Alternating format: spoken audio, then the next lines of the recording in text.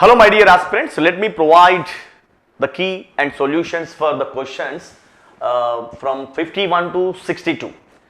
If F is force, X is distance and T is the time, then the dimensions of B by A in the equation F is equal to B minus X by AT are. So F is equal to clearly B minus X by AT here, B minus X by AT. Then B minus X is equal to F AT. If we shift A to left side, B by A minus X by A is equal to Ft. Then B by A should have the dimensions, same dimensions of Ft, and X by A should have the same dimensions of Ft. So B by A should have the dimensions of Ft means here. For force we have the dimension formula what? MLT minus 2. Why? Because force is given by product of mass and acceleration. For mass dimension is m, for acceleration LT minus 2. So MLT minus 2 is the dimension formula for force, and for time here capital T. So this is MLT minus 1, MLT minus 1.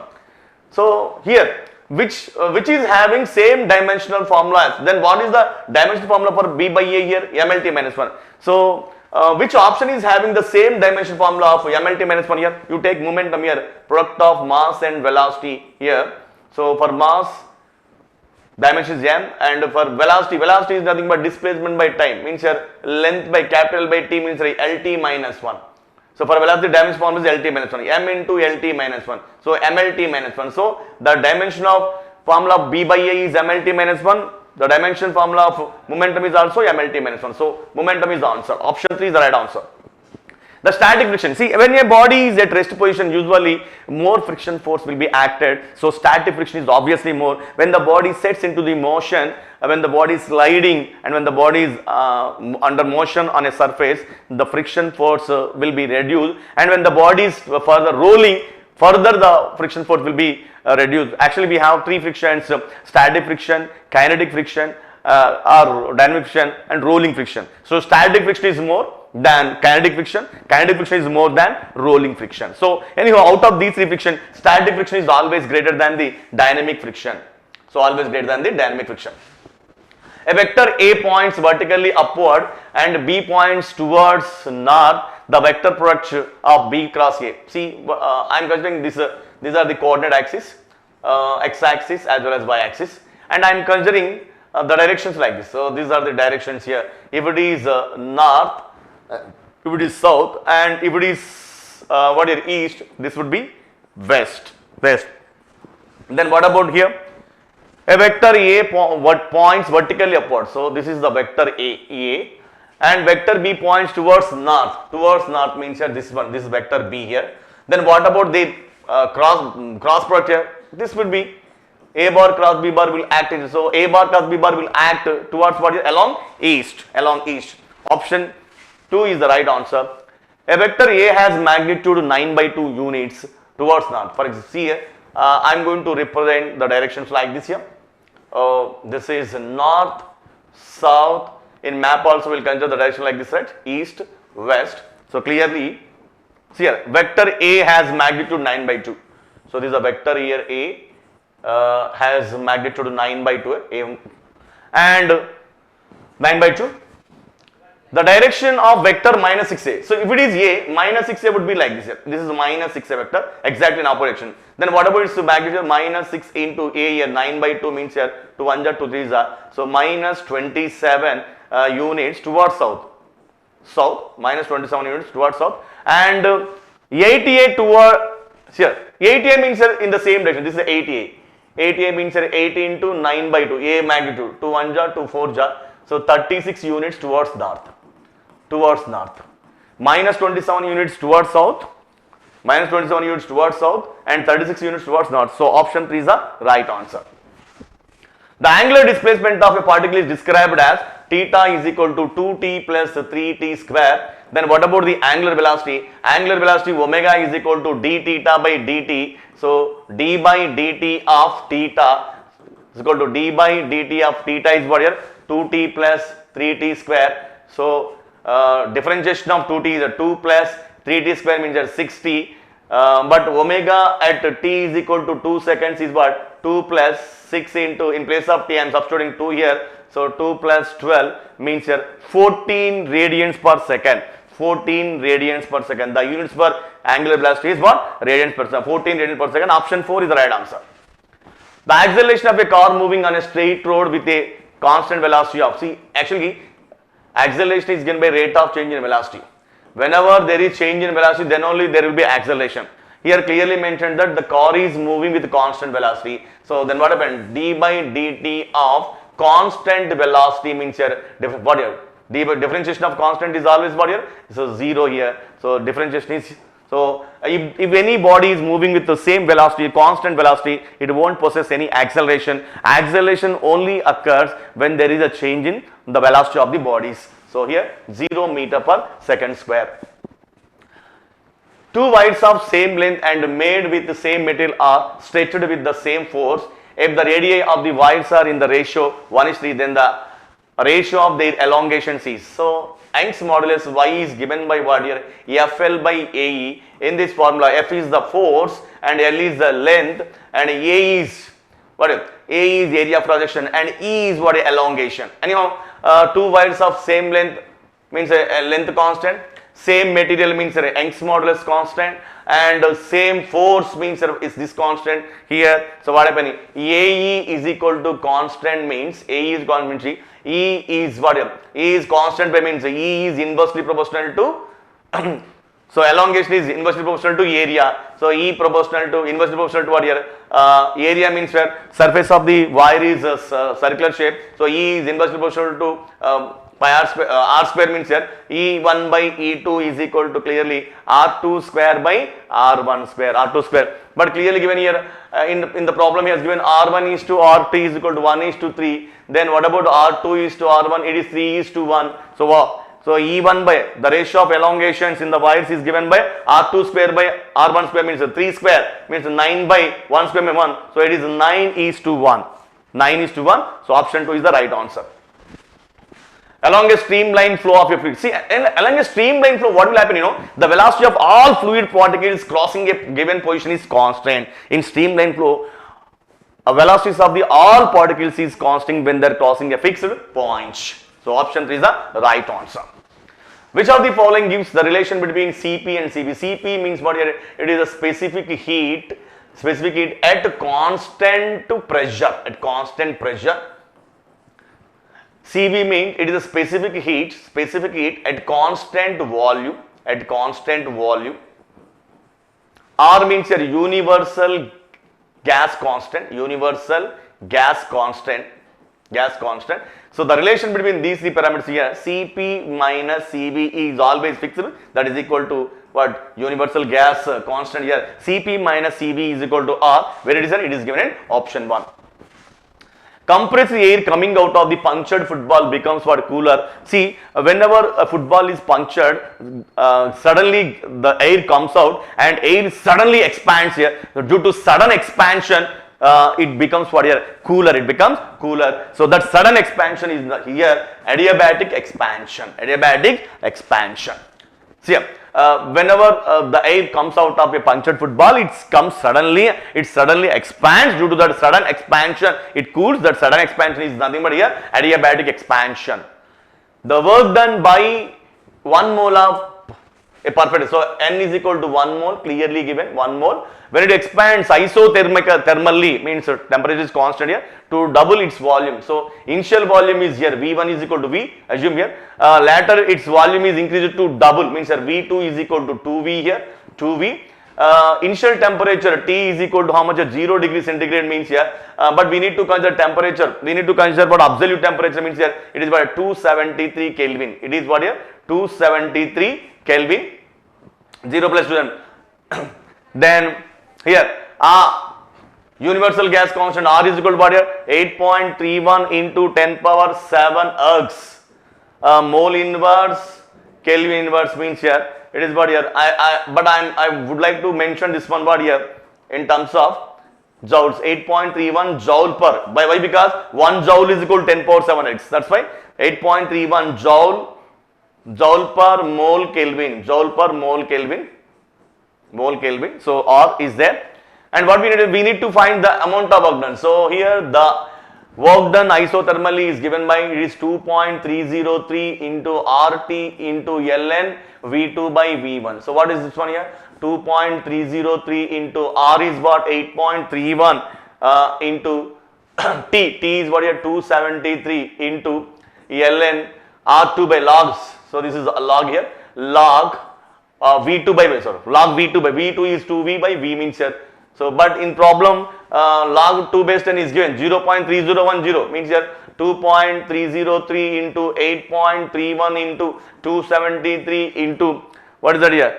Log 2 value is 0.3010. If you multiply, you will get what here? 1572 joules. Verify this one here. 1572 joules. Option 3 is the right answer. 63, that is related to sound question. At what speed the observer must move towards a stationary source so that the apparent frequency will be double the original frequency of the source? The velocity of sound is V అని ఇచ్చాడు. So this question is related to Doppler effect. In Doppler effect, the apparent frequency formula f dash is equals to V plus or minus V naught divided by V plus or minus Vs into f. So what is V here? Velocity of sound. V naught is velocity of observer, Vs velocity of source. Ikkada f dash is apparent frequency and f is original frequency.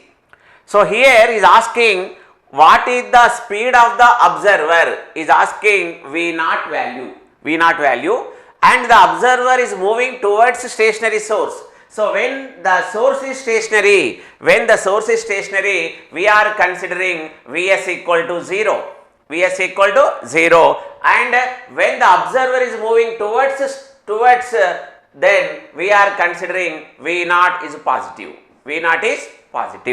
Then see here, one condition is given, the apparent frequency will be double the original frequency. Ante f dash is equals to 2f. ఇది మనకు question లో ఇచ్చిన data. Source is stationary, observer is moving towards source, and apparent frequency is double of original frequency. Now I am substituting these three conditions here. F dash equal to 2f and that equals to V plus V naught divided by V into f. ఇక్కడ ff అనేది cancel.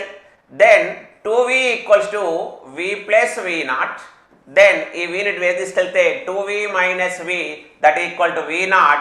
Therefore velocity of observer is same as velocity of sound. V naught equal to V. ఇక్కడ మనకు option 1 is correct.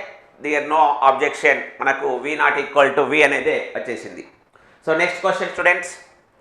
The displacement equation, this is related to simple harmonic motion question. The displacement equation of a particle execute simple harmonic motion is given by excuse me, y is equals to a sin omega t plus b cos omega t. This is the given. Then is asking the resultant amplitude. So here the resultant amplitude, when ikkada manaku two waves signal తీసుకున్నాం కాబట్టి under root of a square, capital small తీసుకున్నాడు ఇక్కడ a square plus b square plus 2ab cos theta. Here sin theta, one is given in sin, one is given in cos. Therefore there is a phase difference between the two signals is 90 degrees. Hence we are considering theta equal to 90 degrees. When theta equal to 90, what is the value of cos 90? 0. Therefore that equals to under root of a square plus b square. అంటే ఇక్కడ a square plus b square whole power 1/2 is the answer. Option 1 is the correct answer. ఇక్కడ two signals ఉన్నాయి, ఒకటి sin లో ఇచ్చాడు, another signal is given in cos. Therefore there is a phase difference between them is 90 degrees. Hence cos 90 is 0. So answer is a square plus b square whole power 1/2. And next question, this is also related to simple harmonic motion, time period of simple pendulum question. the time period, the periodic time of simple pendulum is observed for different lengths. If a graph of log L against log T is plotted, then the slope of the graph will be. ఇక్కడ మనకు objection ఉంది. ఇక్కడ students t is equals to 2 pi into under root of L by G. t equal to 2 pi into under root of L by G. So I am applying log both sides. Log t base 10, log t base 10 is equals to, I am writing here log t power 1 by 2. I am writing 1 by 2 log L plus 1 by 2 log G, log 1 by G and plus log of 2 pi. ఇదంతా constant లా తీసేసుకున్నాం. So here I am considering this is all constant and this is log t base 10, this is log L base 10 and this is constant అనుకుంటే y is equals to mx plus c. y equal to mx plus c. This is constant, this is x, this is y, then what is m? Slope. Slope value how much? 1 by 2. Here is asking if a graph of log L base 10 against log t base 10 అంటే మనకి ఇక్కడ log L base 10 ని x axis పైన తీసుకుంటున్నాడు, log t base 10 ని y axis పైన తీసుకున్నాడు. So this equation is similar to y equal to mx plus c, that is m slope equal to 1 by 2, but ఇక్కడ మనకు 2 అన్నాడు. సో మేబీ ఆన్సర్ అనేది 1 by 2 ఇక్కడ ఉండొచ్చు స్టూడెంట్స్. ఇది ఒకటి మనం రైట్ చేయొచ్చు. Next question, the maximum velocity of a particle performing simple harmonic motion is 0.12 meter per second. If its maximum acceleration is 0.48 meter per second square, then the time period is. This is also related to simple harmonic motion. అంటే ఈ సంవత్సరము simple harmonic motions నుంచి మనకు 3 questions వచ్చాయి. So student, maximum velocity V maximum equals to, I am writing as r omega, that equals to 0.12 meter per second, meter per second, and maximum acceleration A maximum is equals to r omega square, r omega square, that equals to, I am writing given 0.48 meter per second square.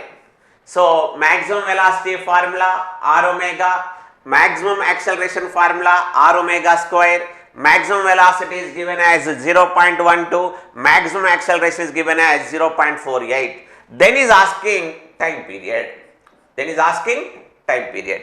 So here I am considering A maximum by V maximum, A maximum by V maximum, A maximum by V maximum తీసుకున్నప్పుడు r omega square divided by r omega, r omega square divided by r omega అని తీసుకున్నప్పుడు మనకు rr cancel, omega omega cancel, that equal to omega.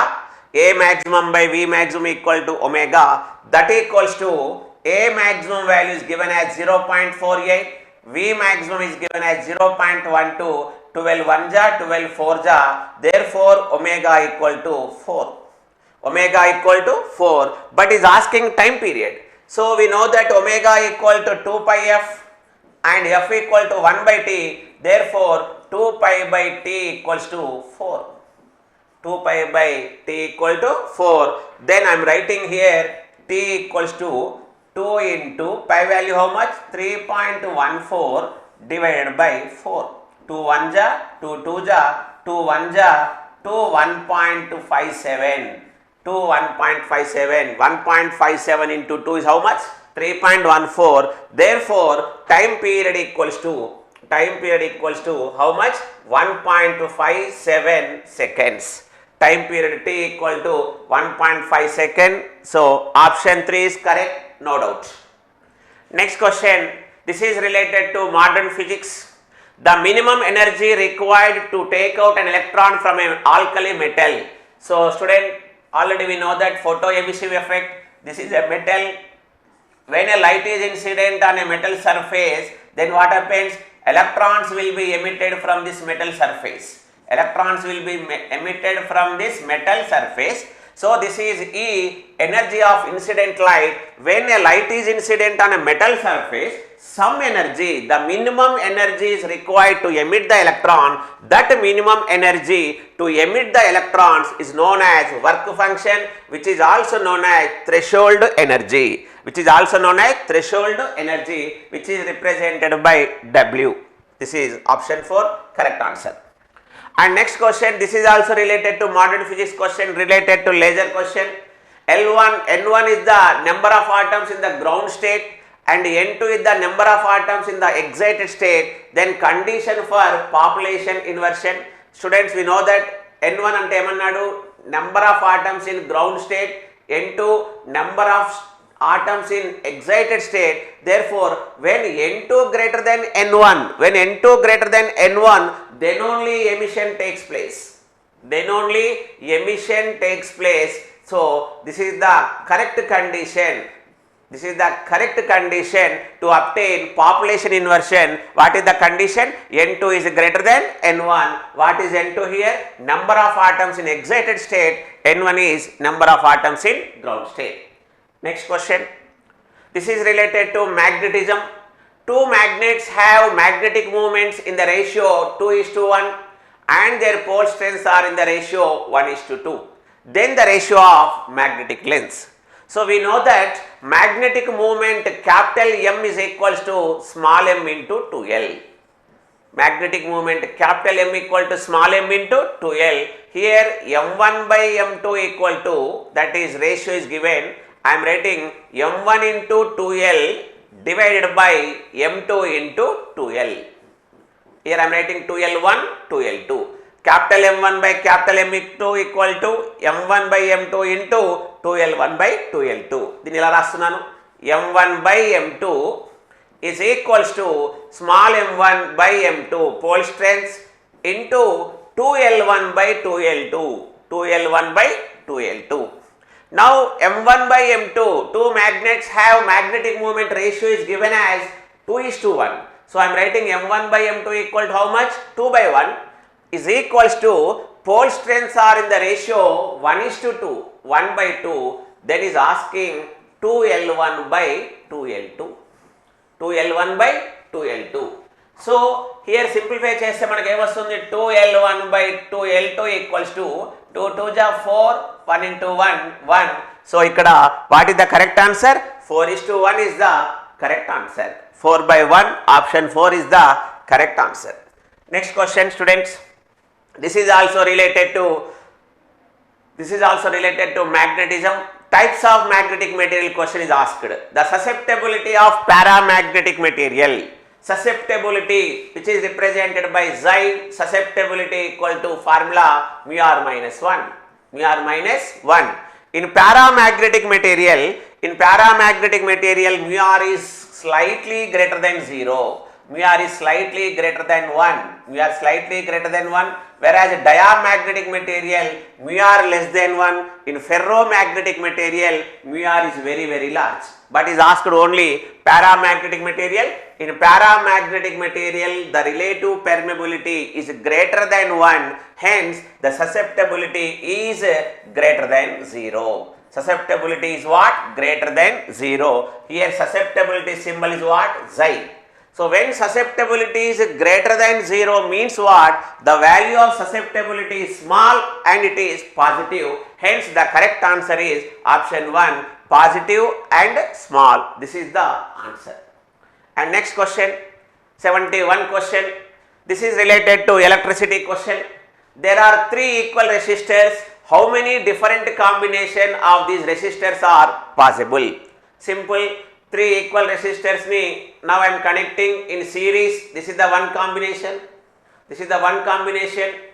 And one more combination. I am connecting these 3 resistors are in parallel. This is the one possibility combination. And one more combination, I am connecting 2 resistors are in series with one resistor is in parallel. 2 resistors are in series with 1 resistor are in parallel. Or one more combination is what? 2 resistors are in parallel and with one resistor is series. ఇంకా మనకు ఎలాంటి possibilities లేవు. చూడండి, 3 సిరీస్లో అయినా ఉండాలి, 3 ప్యారలల్గా ఉండాలి, 2 సిరీస్లో ఉండి 1 ప్యారల్ అయినా ఉండాలి, లేదా 2 ప్యారలల్గా ఉండి 1 సిరీస్ అయినా ఉండాలి. So how many combinations are possible అంటే there are 4 combinations are possible to connect these 3 equal resistors. So correct answer is 4. So what is the correct answer here? 4 is the correct answer. Next question. This is related to basic electronics. This is also related to electricity question. In newly introduced this topic, superconductors.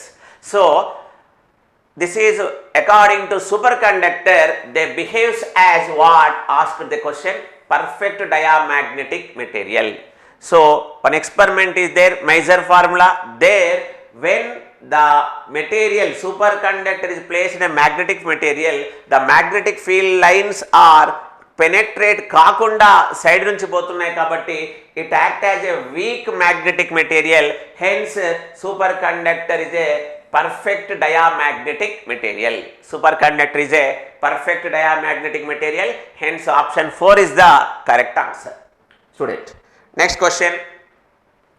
This is related to PN junction diode question. The current in the PN junction diode during the reverse bias. So there are 2 different types of biasing methods. One is forward biasing method, second one is reverse biasing method. So in reverse biasing, the current is due to minority charge carriers only. The current is due to minority charge carriers only, hence a small current is flowing.